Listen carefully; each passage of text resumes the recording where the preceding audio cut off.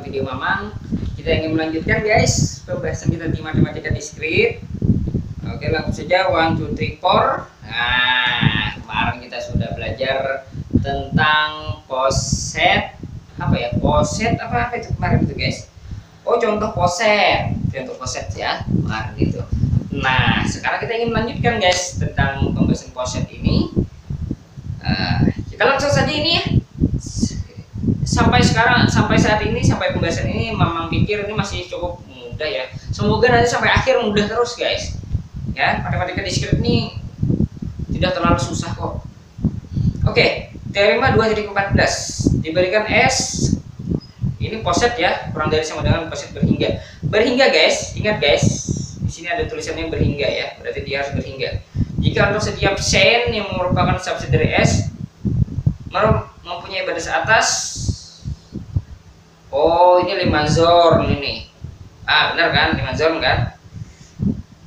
Jika untuk setiap sen yang merupakan subset dari S mempunyai batas atas, maka S mempunyai minimal satu elemen maksimal. Hang saya. Ini poset berhingga ya, harus poset berhingga ya.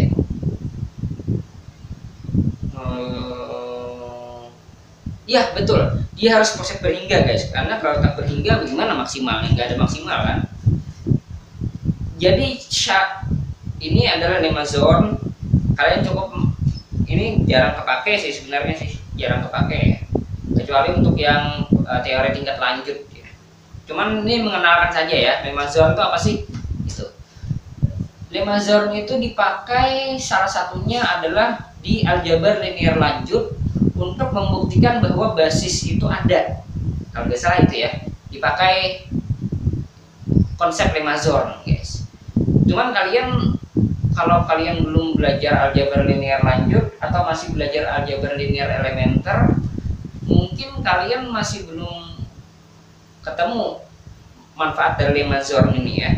Jadi saya ulang lagi, ini bunyinya seperti ini. Jika untuk setiap sen yang merupakan subset dari S itu mempunyai batas atas, misalnya ya, maka S mempunyai minimal satu elemen maksimal. Minimal maksimal, aduh marah ya, berarti dia bisa lebih ya, lebih dari satu elemen maksimal ya. Sering dikenal sebagai Riemann-Zorn.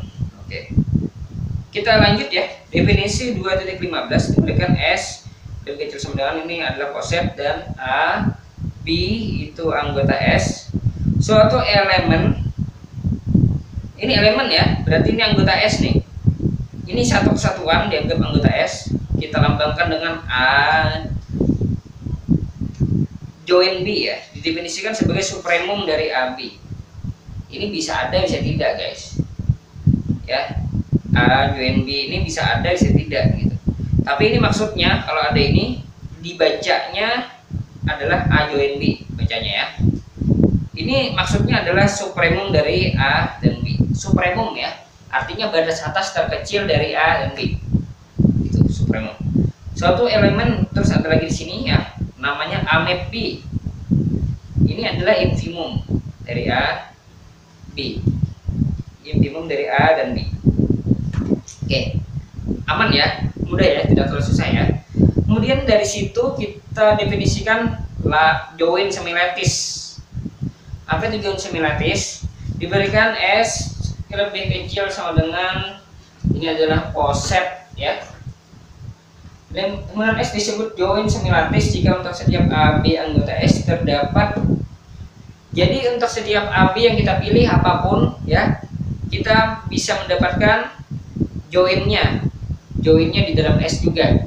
Maka itu dinamakan join semilatis. Nah, itu ya. Kemudian ada lagi mid semilatis, itu sama ya konsepnya. Apapun yang kita pilih dari S, kalau kita dapat menemukan midnya di dalam S juga, maka itu dinamakan mid semilatis. Kemudian dari situ suatu poset disebut latis apabila dia memenuhi dua kriteria, yaitu S mempunyai join dan mempunyai mid semilatis. Dia adalah join semilatis sekaligus mid semilatis. Pusing nggak? Abstrak ya. Nanti kita lihat deh contohnya deh, mudah-mudahan ada contohnya. Kita bahas dulu sifat-sifat lattice. Oh iya ya, hal yang perlu kalian ingat di sini adalah ini benar-benar dipegang guys, karena ini lebih kayak analisis jadinya ya, lebih kayak analisis gaya-gayanya ini ya, pakai definisi gitu ya. Nanti membuktikan mungkin, nah membuktikan itu kan kayak ini ya. Nanti mungkin akan ada membuktikan teorema ini. Nanti mungkin kita latihan deh. Yang penting adalah kalian harus ingat teorema ini, bunyi dari teorema, bunyi dari definisi-definisi ini harus kalian pegang baik-baik ya. Harus benar-benar kalian pegang. Harus benar-benar kalian hafal kalau perlu ya. Biar kepala. Oke, sifat-sifat lattice diberikan L. Nah, L kurang dari sama dengan nih himpunan ya. Jangan terkecoh dengan di sini S, di sini L. Sebenarnya sama saja, mau S mau L itu nggak masalah ya. Itu hanya masalah huruf saja. Nah, dan A, B, C anggota L, maka berlaku dia komutatif. A met B, A join B sama dengan B join A.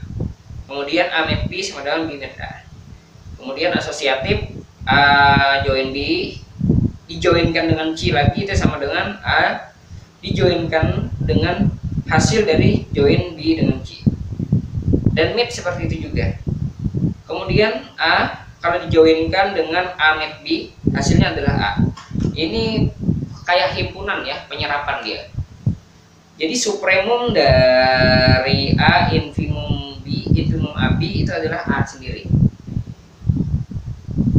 Kemudian infimum dari supremum A dengan B itu adalah A sendiri ternyata. Asalkan dia lattice ya. Dan A itu join A sama dengan A sendiri. A mit A itu adalah A sendiri. Oke. Sifat-sifat ya. Ada buktinya nggak? Oh nggak ada nih. Sifat-sifat lattice.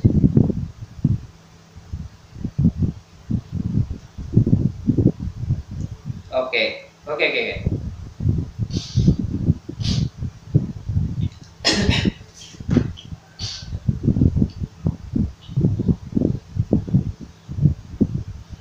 Infimum A dan B.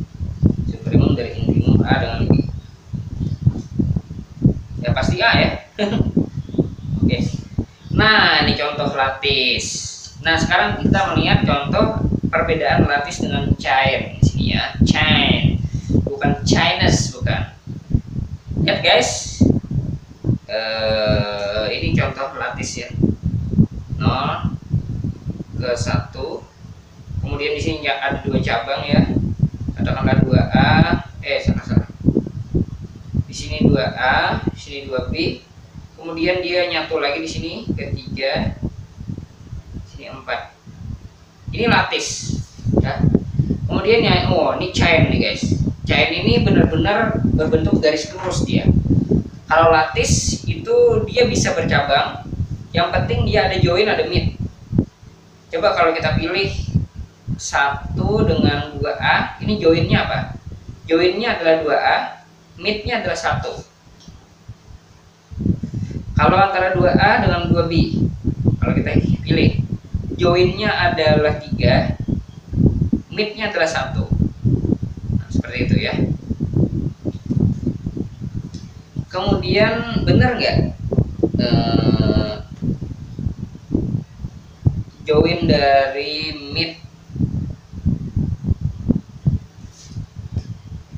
Kalau join dari mid ini, misalnya join dari 2A dengan 1, join dari 2A dengan mid, join dari mid 2A dengan 1, mid dari 2A dengan 1 adalah 1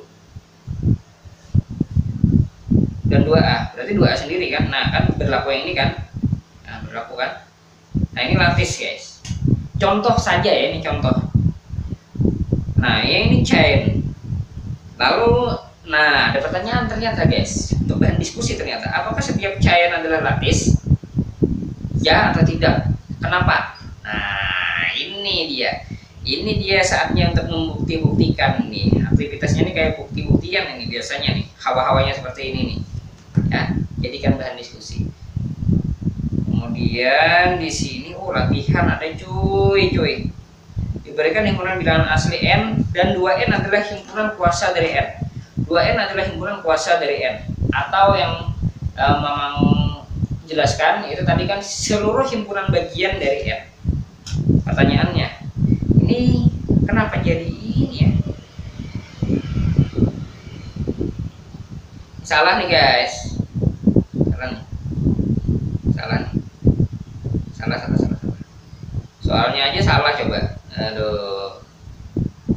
Ini seperti ini guys. Soalnya janggal.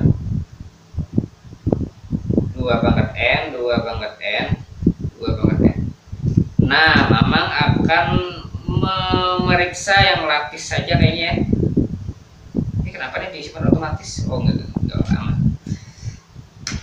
Mamang akan memeriksa yang ini aja guys. Kita akan periksa itu ya. Apakah dia lapis atau bukan? Oke. Mamang akan jawab yang itu ya. Yang lain mungkin akan latihan kalian ya. Nah, ini sekaligus ini nih, jawab ini nih, jadinya nih. Oke. Nggak ada space dong. Nggak jadi. Kalau begitu Mamang nggak jadi ini ya, karena nggak ada space nih. Gimana nih Mamang nih? Insya Allah akan Mamang coba nanti mungkin di segmen khusus mungkin ya. Nah, seperti itu saja guys. Thank you for watching, karena ini akan bahas di pembahasan baru nanti ya. Jangan lupa like, subscribe. Masmud, asam dah.